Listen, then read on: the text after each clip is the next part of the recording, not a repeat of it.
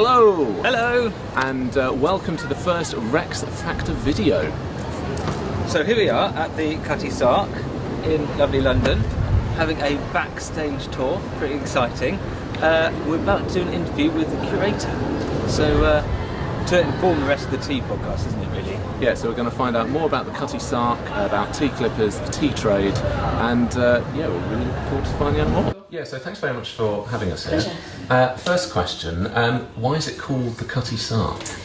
Yes, well, it's quite an interesting name, really, and we don't know for sure why that name was selected. We've got quite a few different theories, but the owner of Cutty Sark was a Scottish man called Jock Willis, and the ship was also built in Scotland, so it has quite a strong Scottish heritage.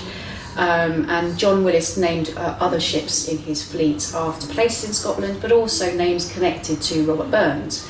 Now, the name Cutty Sark comes from a phrase from a Robert Burns poem, Tam O'Shanter. Tam O'Shanter is all about a farmer, Tam, who is slightly inebriated.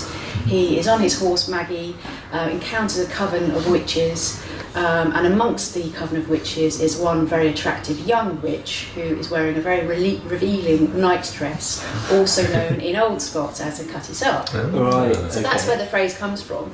But bizarrely, the poem goes on that Nanny notices Tam is enraged that he happens to be spying on this coven of witches, and so gives chase. And so Tam tries to escape on his horse Maggie, heads for running water because witches can't cross running water. Of course. Just about, I know, who knew? And so he just about manages to get over the bridge before Nanny grabs the tail of Maggie, rips the tail from the horse, but Tam just about manages to escape. So it's slightly strange, really, when we're thinking about a ship that's all about speed, and a ship that, and when we talk about witches that can't cross running water. So it's slightly strange in many ways. But I think it's probably all to do with giving chase, this idea of sort of racing, and also I like to think that there's probably an element of bawdy humour. So for those who knew the poem, they'd know what a Cutty Sark was referring to, which is very revealing night dress. I think there's maybe a bit of tongue-in-cheek humour there as well. Is that maybe when we were having a look downstairs underneath the ship, and there were all the figureheads, and the Cutty Sark one, there was the horse's tail. Yes, she's got an angry-looking face on her, and she's got the tail. And in fact, that's the original figurehead. So when you go below the ship, you can have a look particularly at her face. So she's been sort of battered and bruised a few times over the years, so she's got some scars on her face. So that's actually a witch? Yes. Okay. So the noises you can hear is a flag that's just been taken out. So okay. So I suppose the next natural question would be what is a clipper? How is that different to other ships of the time? Clipper ships really came from America in the 1840s. They were the pioneers of the design, and the phrase comes from to go at a clip. So it's all about speed. Three main design elements of clipper ships is that they have a raking mast. So Cutty Sark, for instance, has three masts. Her main mast is 150 feet high. And at the time, that would have been quite revolutionary. So she would have looked different from other ships. That was taller than other ships. So we've got the raking mast. We've also got a sharp bow and a streamlined hull. And all these things put together are about surging through the sea as quickly as possible. And it's slowly but surely, British designers sort of caught up with their American counterparts. And by the 1860s, which is when Cutty Sark was built, they were really at the forefront of that design. Okay, cool. So we're sort of doing a special podcast on tea, and obviously the sort of clippers were originally taking tea. So what was so good about clippers in terms of the tea trade? Why did they sort of come to dominate? Again, it's really to do with speed. So premiums were paid for the first of the season's fresh tea that was back either to America or to London. And so if you could get to China and back to London faster than anyone else, then you could get paid more. So the emphasis was all on speed. There were also the belief that ships, clipper ships like Cutty Sark, particularly her composite construction. So Cutty Sark is built from both wood and iron, which not all clipper ships were. Right. But there was certainly a belief that that would give tea the space to breathe. So if you're in an exclusively iron ship, then actually the tea might start to go off. I mean, actually that belief has proven to be false, but that was certainly the received wisdom at the time. So the two things in combination, speed and giving tea the sort of space to breathe, were the things that really made clipper ships so important. How fast are we talking in terms of it? Well, Cutty Sark's fastest speed was 17.5 knots, so that's 20 miles an hour. Yeah. That is absolutely. I mean, not so long ago I was on a naval ship, so a Royal Naval ship, real top of the range, very recent design, and that ship could go at 30 knots. So for me, that really put into context. You're talking about a modern warship or a Victorian ship that's relying on its crew and wind. Could go practically, almost as fast. So yeah. What ship was that? Was that down in Portsmouth? HMS Duncan. So it's a destroyer. I think it's a destroyer class. So it's, I love boats. Yeah. I've got a bit of a geek for them. Yeah.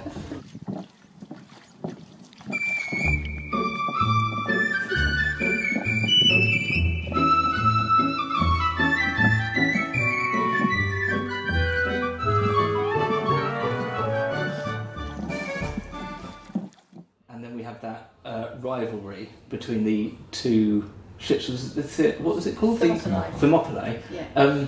Who ultimately won that race, and why were there races? Just to get the first fresh batch?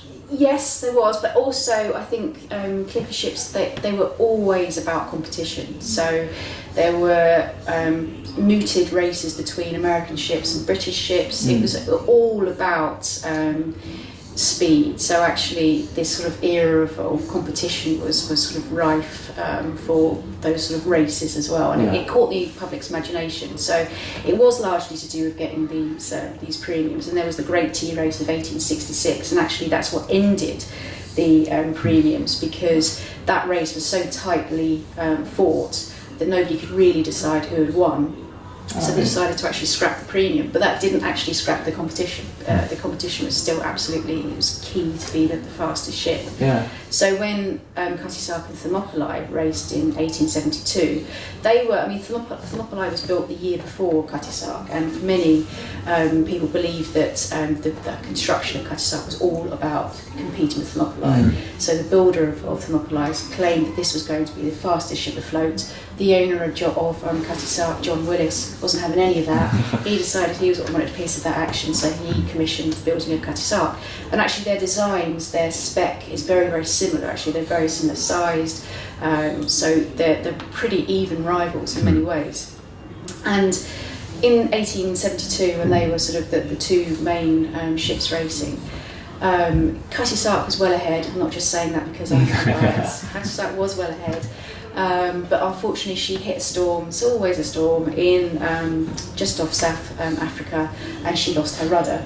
And as a result she lost about a week's time, by which time Thermopylae was able to overtake and win the race.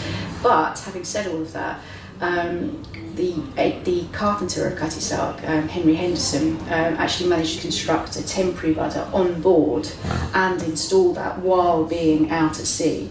And that was such an amazing feat that despite the fact that Cutty Sark had lost that race, this kind of amazing achievement was garnered a lot of press attention. And also that method of building a temporary rudder became the kind of standard method for the border trade. So, moral victory. A moral victory, absolutely, yes. That's the film waiting to happen, isn't it? Sort of the plucky loser, but the moral. Yeah. So what nationality was the Thermopylae? Was that? It's British. Oh, British. Yeah. Okay. That removes a good element of the film, doesn't it? So why that route? You mentioned South America. Why was that just the quickest route from China and India to Britain? Sorry, was it South Africa? South Africa. South Sorry, Africa. maybe What I did I said say? South America. No, I think you said South Africa. No, that's just me. Yeah. Okay. Okay. Yeah. So that They was went away, of course. that's what they lost. So why that route? That was pretty much the most sensible route, really. So to get out to China, it's a case of going down through the Atlantic, across the equator, around the tip of South America, through the Indian Ocean and out to China, and basically the same again back.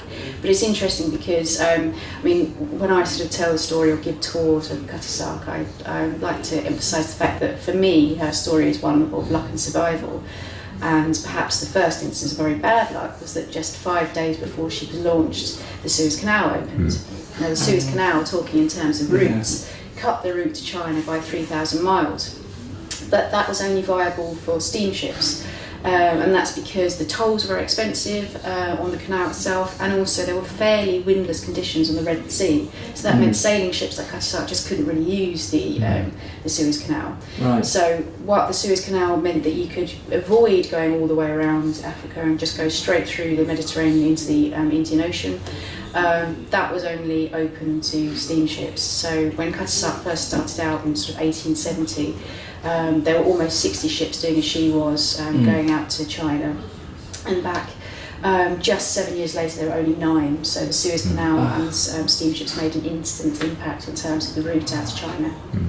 So what was the role of the Cutty Sark once, I guess, sort of the tea trade went to the bigger steamships going through the Suez? What did the Cutty Sark then? Well, I mean, for a few years she was a little bit lost, really. So she did something called tramping, which is taking different cargoes from port to port, and she had sort of mixed success in that. It didn't really work entirely well for her. It wasn't actually until she entered the Australian wool trade that she really came into her own. So that's when she became known as the fastest ship afloat. So we know her as being a tea clipper, and absolutely she was. She was built to be a tea clipper, but really she forged her reputation in her Australian wool years. And one of the reasons for that, again talking about the routes, is that actually the route back from Australia, in this case she would go around the tip of South America, really suited her, because in that she could utilise the fastest trade winds in the world, the roaring 40s around the tip of South America, and Cutty Sark was an especially strong ship in strong winds, so she could surge through and sort of beat her rivals. Oh, I always thought it was the races that she got her name, but she was actually, the speed came from later in her life. Absolutely, yes. Right. Yeah. Oh wow. Yeah. I mean, she'd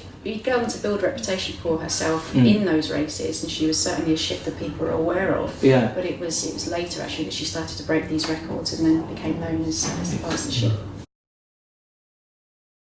What was life like on board for the people sailing? Because obviously sort of the decks are just... This is lovely. This bit's lovely, absolutely. This is the master's saloon, so this is slightly more salubrious than perhaps the rest of the cruise setting. It would have been a very, very difficult life. The average crew of Cutty Sark was around about 26, so not very many men for quite a lot of work. Cutty Sark has 11 miles of rigging and potentially 32,000 square feet of canvas for her sails. So that in itself starts to conjure up an awful lot of work for not very many men. They would work on a watch system, so it'd be sort of 4 hours on, 4 hours off. And they'd spend the vast majority of their time on the main deck, also known as the weather deck.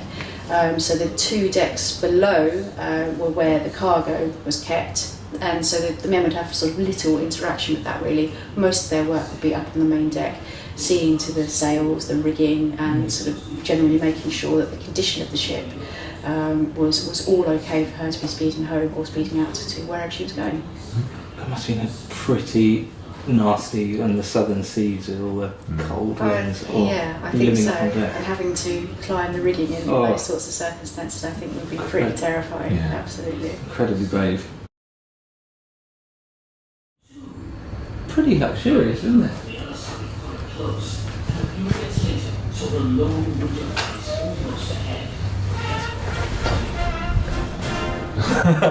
What else we got? Oh, hang on. There's another hat. Well, you get the idea. Whoa. What have you got in there? Playing cards, not Heritage Edition, I'm afraid. Holy Bible, a boomerang, a knife, and some string, all the necessaries really. Spare pair of clothes, and a pipe. As in, some cough sweets. I tell you what, I reckon this could be quite cosy. Yeah, I'll take it. Sold. Absolutely love it. Brilliant. Do you know?